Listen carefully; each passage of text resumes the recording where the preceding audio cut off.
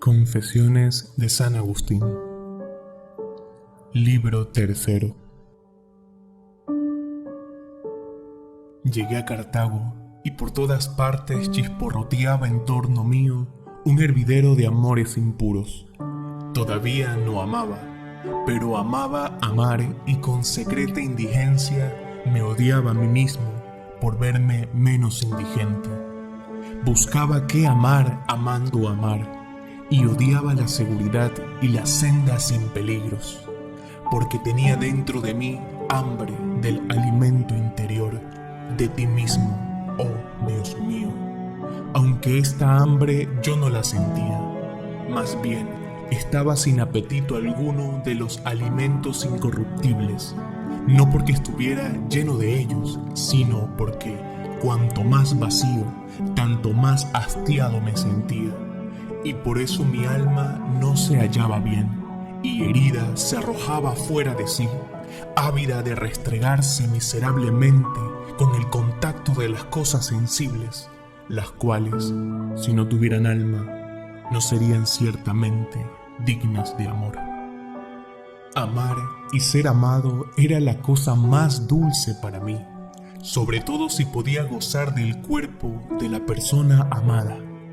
De este modo manchaba la fuente de la amistad con las inmundicias de la concupiscencia y obscurecía su claridad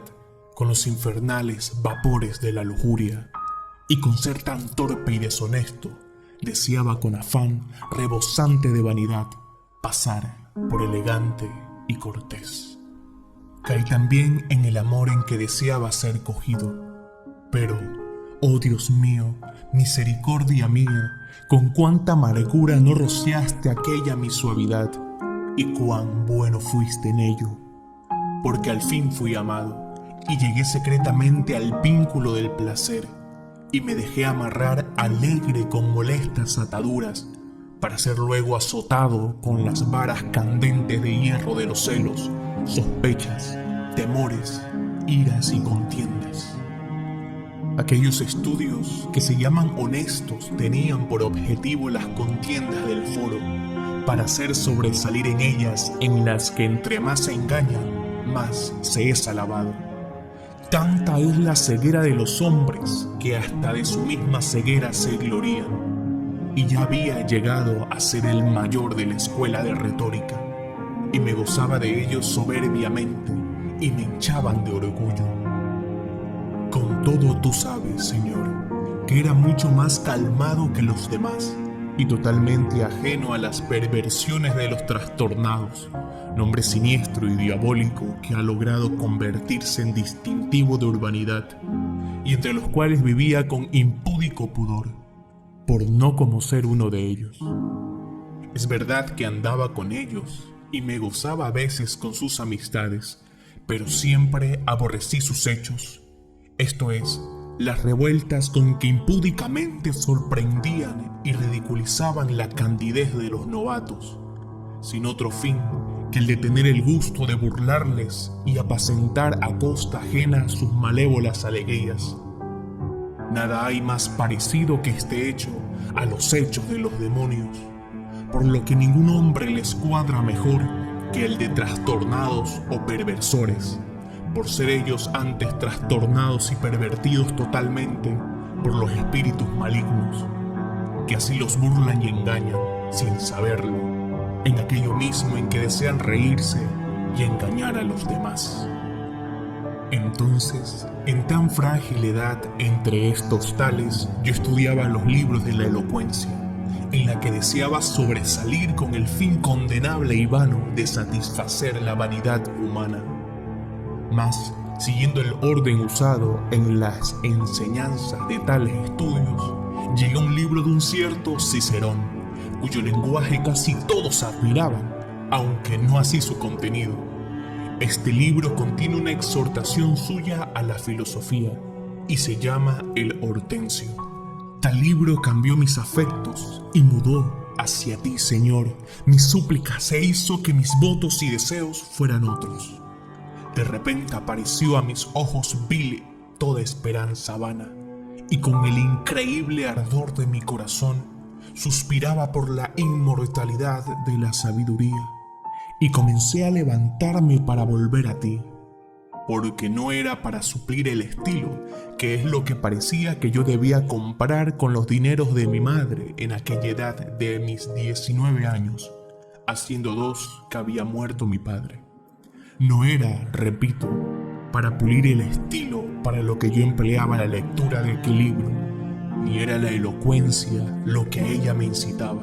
sino lo que decía. ¿Cómo ardía, Dios mío? ¿Cómo ardía en deseos de remontar el vuelo desde las cosas terrenas hacia ti, sin que yo supiera lo que entonces tú obrabas en mí? Porque en ti está la sabiduría, y el amor a la sabiduría tiene un nombre en griego que se dice filosofía, al cual me encendían aquellas páginas.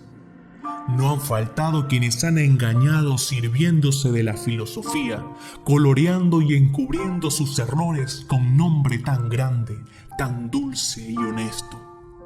Mas casi todos los que en su tiempo y en épocas anteriores hicieron tal están indicados y descubiertos en dicho libro. También se pone allí de manifiesto aquel saludable aviso de tu espíritu dado por medio de tu siervo bueno y piadoso, Pablo. Ved que no os engañe nadie con vanas filosofías y argucias seductoras, según la tradición de los hombres, según la tradición de los elementos de este mundo y no según Cristo, porque en él habita corporalmente toda la plenitud de la divinidad.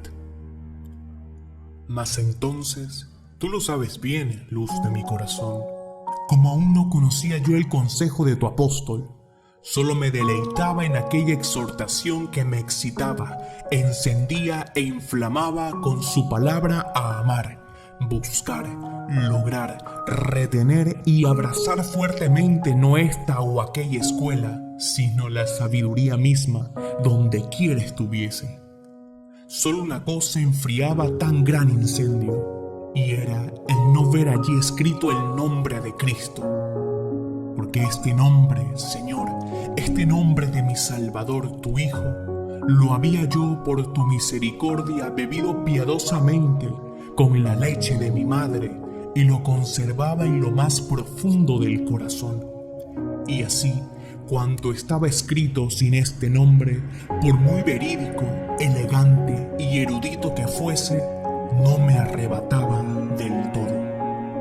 En vista de ello, decidí aplicar a mi ánimo a las santas escrituras y ver qué tal eran. Mas he aquí que veo algo no hecho para los soberbios ni clara para los pequeños, sino en la entrada baja y sublime en su interior y velada por los misterios. Y yo no era tal que pudiera entrar por ella o agachar la cabeza a su ingreso. Sin embargo, al fijar la atención en ellas, no pensé entonces lo que ahora digo, sino simplemente me parecieron indignas de parangonarse con la majestad de los escritos de Tulio. Mi hinchazón rechazaba su estilo y mi mente no penetraba su interior. Con todo, ellas eran tales que habían de crecer con los pequeños, mas yo me negaba a ser pequeño e hinchado de soberbia, me creía grande. De este modo vine a dar con unos hombres delirantes de soberbia, carnales y charlatanes, en cuya boca hay lazos diabólicos y una mezcla viscosa hecha con la sílaba de tu nombre, del de nuestro Señor Jesucristo y del de nuestro Paráclito y Consolador, el Espíritu Santo. Estos nombres no se apartaban de sus bocas, pero solo en el sonido y ruido de la boca, pues en lo demás su corazón estaba vacío de toda verdad. Decían, verdad, verdad, y me lo decían muchas veces, pero jamás se hallaba en ellos. Más bien decían muchas cosas falsas, no solo de ti, que eres verdaderamente la verdad, sino también de los elementos de este mundo, creación tuya, a partir de los que debí sobrepasar incluso lo verdadero que dicen los filósofos, por amor a ti, oh Padre mío, sumamente bueno y hermosura de todas las hermosuras. Oh verdad, verdad, cuán íntimamente suspiraba entonces por ti desde las médulas de mi alma, cuando aquellos te hacían resonar en torno mío frecuentemente y de muchos modos, si bien solo de palabras y en sus muchos y voluminosos libros. Estos eran las bandejas en las que, estando yo hambriento de ti, me servían en tu lugar el sol y la luna, obras tuyas hermosas, pero al fin obras tuyas, no tú mismo, y ni aun siquiera de las principales,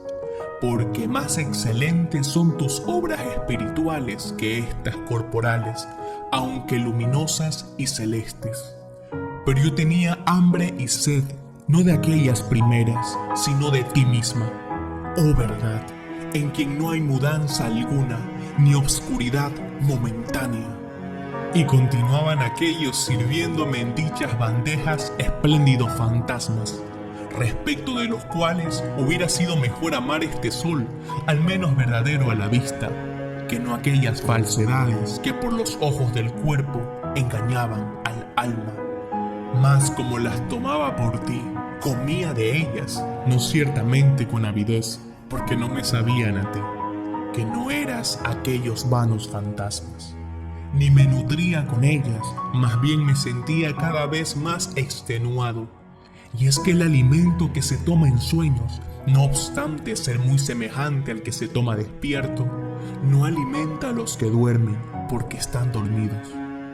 Pero aquellos no eran semejantes a ti en ningún aspecto, como ahora me lo ha manifestado la verdad, porque eran fantasmas corpóreos o falsos cuerpos, en cuya comparación son más ciertos estos cuerpos verdaderos que vemos con los ojos de la carne, sean celestes o terrenos, tal como las bestias y aves.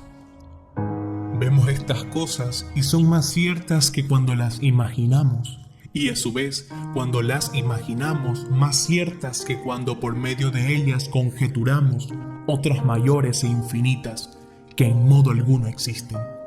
Con tales quimeras yo me apacentaba entonces y por eso no me nutría. Mas tú, amor mío, en quien desfallezco para ser fuerte, ni eres estos cuerpos que vemos, aunque sea en el cielo, ni los otros que no vemos allí, porque tú eres el creador de todos estos, sin que los tengas por las más altas creaciones de tu mano. Oh, cuán lejos estabas de aquellos mis fantasmas imaginarios, fantasmas de cuerpos que no han existido jamás, en cuya comparación son más reales las imágenes de los cuerpos existentes, y más aún que aquellas, estos los cuales sin embargo no eres tú. Pero ni siquiera eres el alma que da vida a los cuerpos, y como vida de los cuerpos mejor y más cierta que los cuerpos, sino que tú eres la vida de las almas, la vida de las vidas, que vives por ti misma y no te cambias, la vida de mi alma. Porque los versos y la poesía los puedo yo convertir en vianda sabrosa, y en cuanto al vuelo de Medea, si bien lo recitaba, no lo afirmaba, y si gustaba de oírlo, no lo creía, mas aquellas cosas las creí. ¡Ay, ay de mí! ¿Por qué grados fui descendiendo hasta las profundidades del abismo, lleno de fatiga y devorado por la falta de verdad? Y todo, Dios mío, a quien me confieso por haber tenido misericordia de mí cuando aún no te confesaba, todo por buscarte no con la inteligencia con la que quisiste que yo aventajase a las bestias, sino con los sentidos de la carne, porque tú estabas dentro de mí, más interior que lo más íntimo mío, y más alto que lo más sumo mío. No conocía yo lo otro, lo que verdaderamente es, y me sentía como agudamente movido a asentir a aquellos recios engañadores cuando me preguntaban de dónde procedía el mal, y si Dios estaba limitado por una forma corpórea, y si tenía cabellos y uñas, y si habían de ser tenidos por justos los que tenían varias mujeres al mismo tiempo, y los que causaban la muerte a otros y sacrificaban animales. Yo, ignorante de estas cosas, me perturbaba con ellas, y alejándome de la verdad, Me parecía que iba hacia ella, porque no sabía que el mal no es más que privación del bien hasta llegar a la misma nada. ¿Y cómo lo había yo de saber si con la vista de los ojos no alcanzaba a ver más que cuerpos y con la del alma no iba más allá de los fantasmas?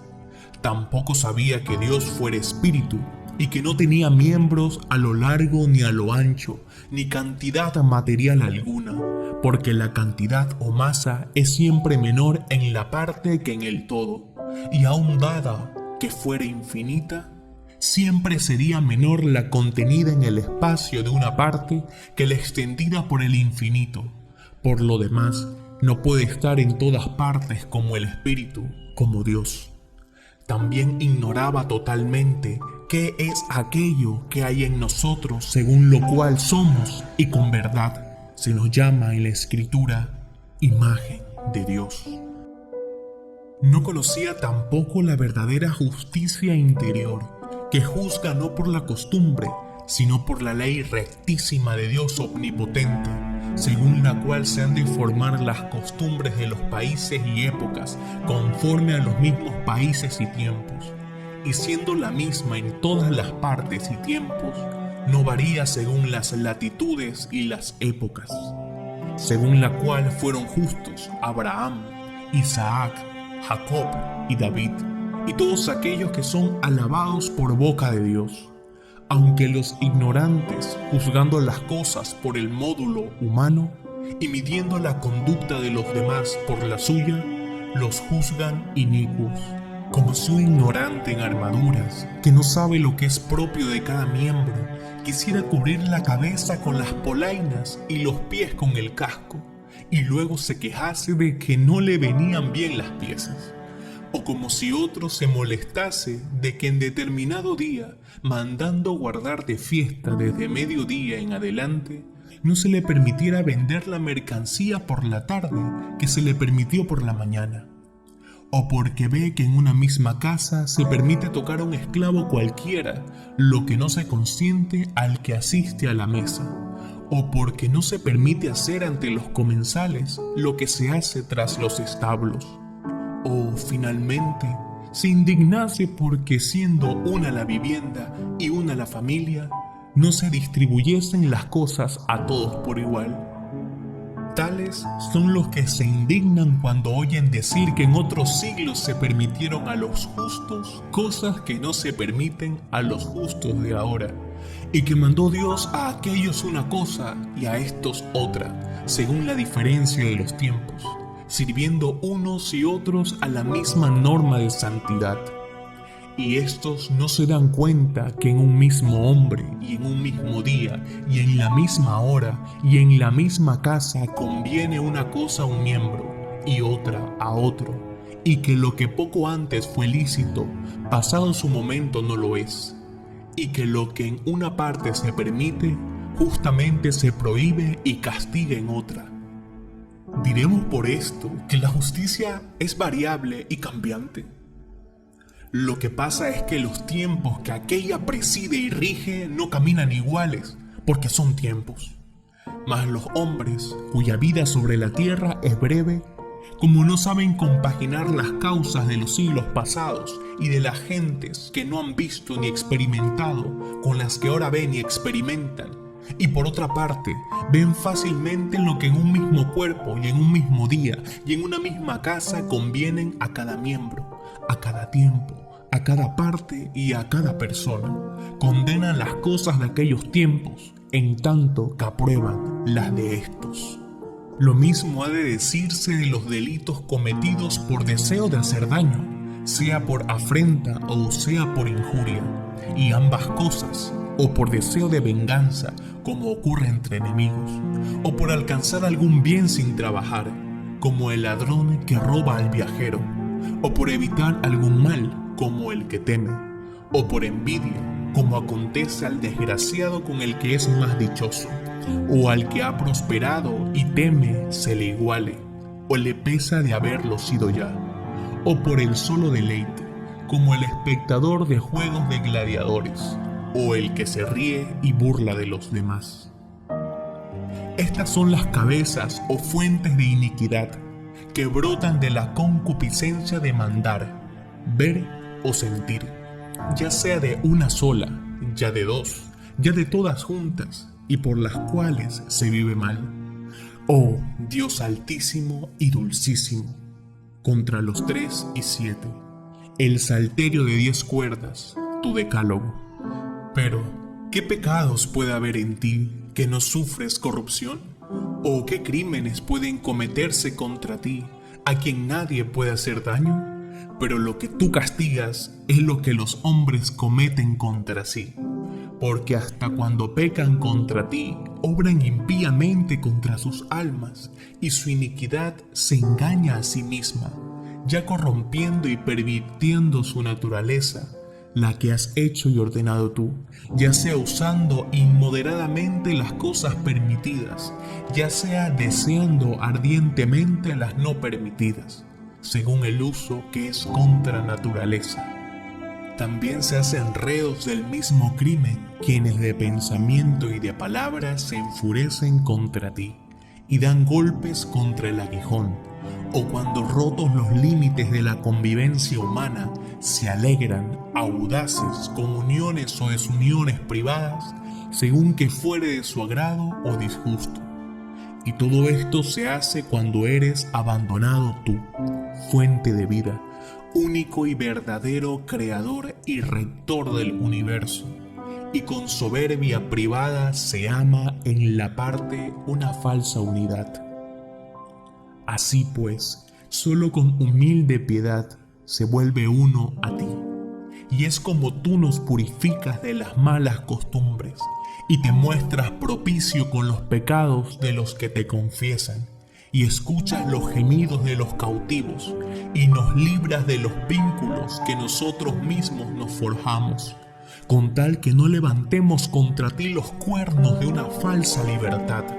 ya sea arrastrados por el ansia de poseer más, o por el temor de perderlo todo, amando más nuestro propio interés que a ti, bien de todos. Desconocedor yo de estas cosas, me reía de aquellos tus santos siervos y profetas. Pero,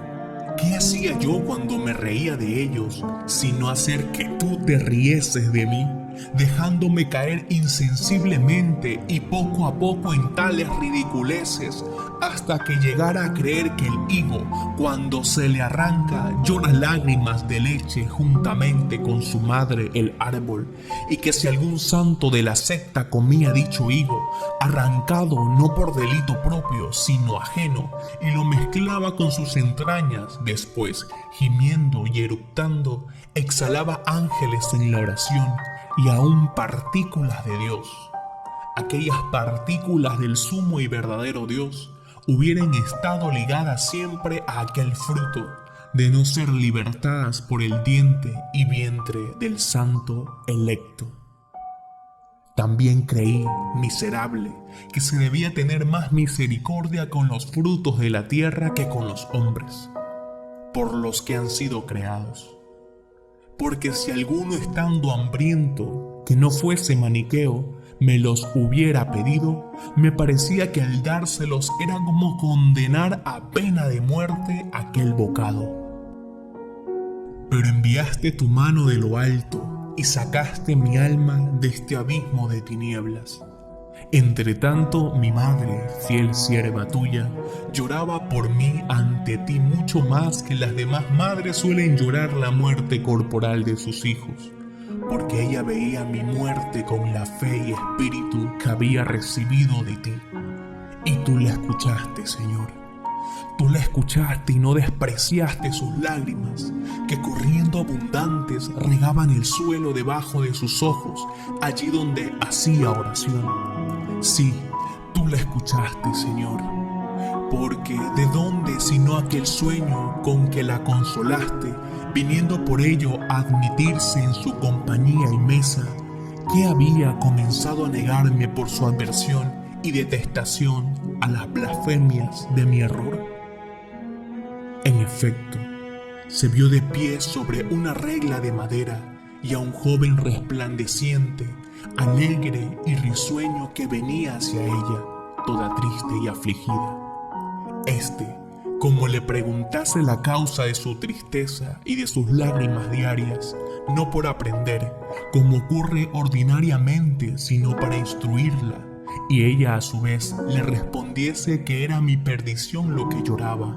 le mandó y amonestó para su tranquilidad que atendiese y viera cómo, donde ella estaba allí, estaba yo también. Lo cual, como ella observase, me vio junto a ella de pie sobre la misma regla. ¿De dónde vino esto, sino porque tú tenías tus oídos aplicados a su corazón?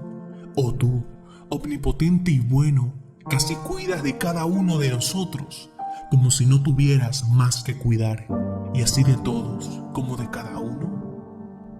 ¿Y de dónde también le vino que, contándome mi madre esta visión, y queriéndola yo persuadir de que significaba lo contrario, y que no debía desesperar de que algún día sería ella también lo que yo era al presente, al punto, sin vacilación alguna, me respondió? No me dijo, donde él está, allí estás tú, sino donde tú estás, allí está él. Confieso, Señor, y muchas veces lo he dicho, que, por lo que yo me acuerdo, me movió más esta respuesta de mi atenta madre, por no haberse turbado con una explicación errónea tan verosímil y haber visto lo que se debía ver, y que yo ciertamente no había visto antes que ella me lo dijese, que el mismo sueño con el cual anunciaste a esta piadosa mujer con mucho tiempo de antelación, a fin de consolarle en su inquietud presente, un gozo que no había de realizarse sino mucho tiempo después. Porque todavía hubieron de seguirse casi 9 años, durante los cuales continué revolcándome en aquel abismo de barro y tinieblas de error, hundiéndome tanto más cuanto más esfuerzos hacía por salir de él. Entre tanto, aquella piadosa viuda, casta y sobria como la que tú amas, ya un poco más alegre con la esperanza que tenía, pero no menos solícita en sus lágrimas y gemidos, no cesaba de llorar por mí, en tu presencia, en todas las horas de sus oraciones, las cuales, no obstante ser aceptadas por ti, me dejaba sin embargo que me revolcara y fuera envuelto por aquella oscuridad. También, por este mismo tiempo le diste otra respuesta a lo que yo recuerdo, pues paso en silencio muchas cosas por la prisa que tengo de llegar a aquellas otras que me urgen más que te confiese, y otras muchas porque no las recuerdo. Diste, dijo, otra respuesta a mi madre por medio de un sacerdote tuyo, cierto obispo, educado en tu iglesia y ejercitado en tus escrituras, a quien como ella rogase que se dignara hablar conmigo, para refutar mis errores, desengañarme de mis malas doctrinas y enseñarme las buenas, hacia esto con cuantos hallaba idóneos. Él se negó con mucha prudencia, por lo que he podido ver después, contestándole que estaba incapacitado para recibir ninguna enseñanza por estar muy inflado con la novedad de la herejía maniquea, y por haber puesto en apuros a muchos ignorantes con algunas cuestioncillas, como ella misma le había indicado. Dejadle estar, dijo, y rogad únicamente por él al Señor. Él mismo, leyendo los libros de ellos, descubrirá el error y conocerá su gran impiedad. Y al mismo tiempo le contó cómo, siendo el niño, había sido entregado por su engañada madre a los maniqueos, llegando no solo a leer, sino a copiar casi todos sus escritos, y cómo él mismo, sin necesidad de nadie que le argumentase ni convenciese, llegó a conocer cuán digna de desprecio era aquella secta y cómo al fin la había abandonado.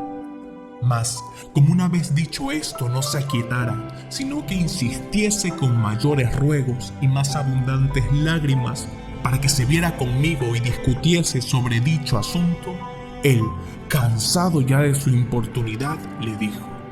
Vete en paz, mujer, así Dios te dé vida, que no es posible que perezca el hijo de tantas lágrimas. Respuesta que ella recibió, según me recordaba muchas veces en sus coloquios conmigo, como venida del cielo.